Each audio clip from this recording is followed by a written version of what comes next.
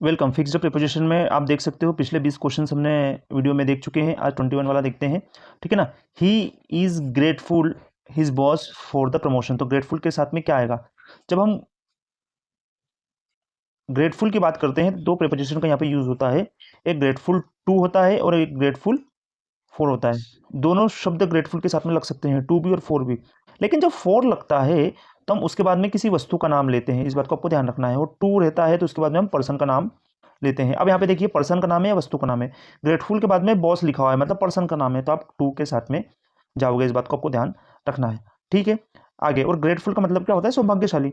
He is grateful to his boss for the promotion, मतलब वो उसके बॉस का आदर करता है प्रमोशन के लिए, क्योंकि उसको प्रमोशन मिल चुका है, ठीक है। आगे बढ़ते हैं, क्वेश्चन 22 को देखते हैं। I am familiar this place.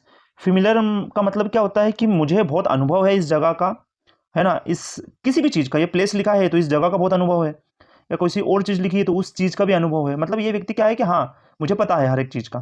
तो फेमिलियर के साथ में हमेशा विद का ही यूज होगा, है ना। और इसका मतलब ये होता है कि फेमिलियर विद का मतलब आप मान के चलो कि आपको क्या है, एक्सपीरियंस है, आपको क्या है, जानकारी भी है, नॉलेज भी है इस जगह का। जैसे प्लेस लिखा हुआ है तो प्लेस का नॉलेज भी है और साथ ही साथ आपको एक्सपीरियंस्ड भी है, मतलब आपको कंप्लीट पता है इस चीज के बारे में। जैसे आपने बोल दिया I am familiar with this product, तो मतलब आपको उस प्रोडक्ट के बारे में ए टू जेड जानकारी है, तो फेमिलियर के साथ में विद का ही यूज होगा। और इसका मतलब क्या है कि हाँ, जानकारी कंप्लीटली होना किसी चीज के बारे में, फेमिलियर विथ।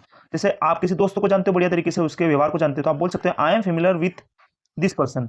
मैं इस व्यक्ति से बहुत ही वाकिफ हूं, मेरे को सब कुछ पता है इस व्यक्ति के बारे में, ठीक है। आगे बढ़ते हैं, 23, she is married a doctor. तो मेरिड के बाद में कौन सी प्रीपोजिशन आएगी? मेरिड के बाद में हमेशा टू की प्रीपोजिशन आती है, इस बात को आपको ध्यान रखना।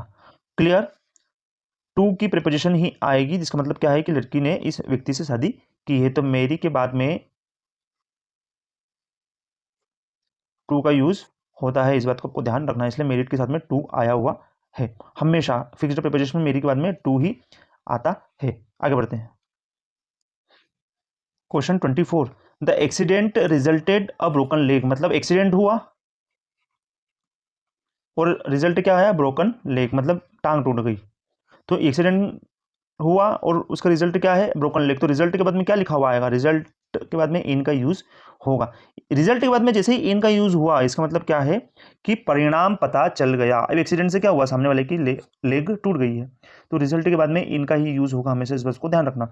और रिजल्ट के बाद में इन का यूज हुआ, इसका मतलब क्या है कि आउटकम क्या निकला, एक्सीडेंट का परिणाम क्या निकला, है ना। एक्सीडेंट का परिणाम क्या है? ब्रोकन लेग, ठीक है। आगे बढ़ते हैं,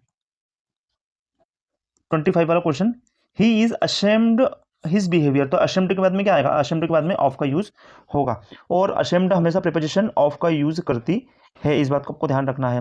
he is ashamed of his behaviour, मतलब ये जो व्यक्ति है इसके बिहेवियर से परेशान है, कुल मिला के इस बात को आपको ध्यान रखना है।